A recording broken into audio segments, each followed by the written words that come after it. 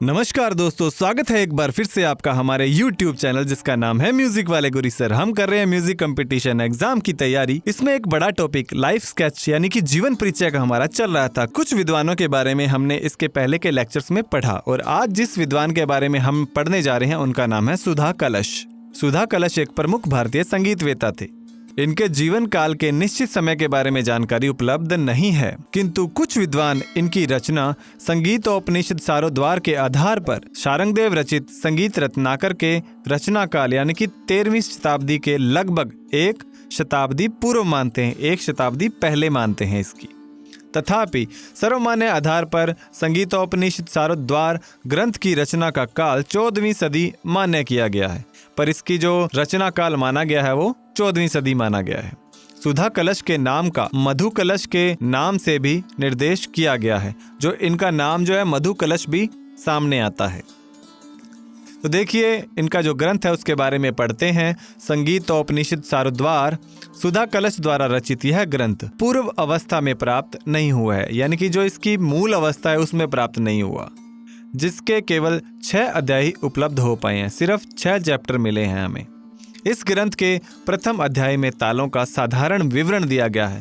पहले अध्याय में तालों का साधारण विवरण, दूसरे अध्याय में प्रस्तारादि सप्ताश्रय ताल प्रकाशनाध्याय में विभिन्न मात्र खंडों के माध्यम से लाभों का विस्तार से वर्णन किया गया है। इस ग्रंथ की प्रमुख विशेषता यह है कि यह पहला ऐसा ग्रंथ है जिसके अंतर्गत देशी तालों के लक्षणों के साथ पाठ भी दिए गए हैं। ये पाठ अवनद्ध वाद्य हैं, ताल वाद्यों के नहीं हैं, जैसे आदिकाल तद्दी थट द्रव, तो ये इनके बोल हैं ये, ठीक है।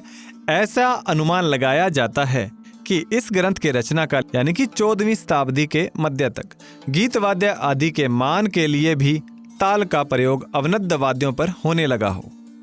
इसी दृष्टिकोण से विभिन्न तालों के लिए पाठों के आधार पर बोलों की रचना, जो कि वर्तमान में भाषा में ठेका जिसको बोला जाता है, निर्धारित की गई हो। इस ग्रंथ में 74 तालों का उल्लेख किया गया है। कितनी तालों का? 74। पूर्ण चंद्र ताल और पृथ्वी कुंडली ताल सुधा कलश के द्वारा रची गई हैं। 2 तालों का नाम इनका याद रखिएगा, पूर्व चंद्र ताल और पृथ्वी कुंडली ताल। सभी तालें संगीत रत्नाकर में वर्णित हैं। इस ग्रंथ में श्लोक संख्या 7 से 24 तक ताल के विभिन्न अवयवों को, जैसे द्रुत, लघु, गुरु, प्लुत, कला प्रस्तार, विस्तार, विरामादि, कालमान, मात्रा, सम, अतीत, अनागत प्रस्तार आदि का विस्तार से वर्णन किया गया है। इसके अतिरिक्त इस ग्रंथ में मात्राओं की संख्या के आधार पर लाभों क्रमशः एक मात्रिक, द्विमात्रिक, त्रिशमात्रिक आदि के वर्गीकरण का भी उल्लेख किया गया है। तो दोस्तों, उम्मीद करता हूं आपको ये जानकारी अच्छी लगी होगी। वीडियो को लाइक कीजिएगा, चैनल को सब्सक्राइब कीजिएगा और अपने दोस्तों के साथ में शेयर करना न भूलिएगा। मिलते हैं नेक्स्ट वीडियो में, तब तक आप पढ़ते रहिए, बढ़ते रहिए। जय हिंद, जय भारत।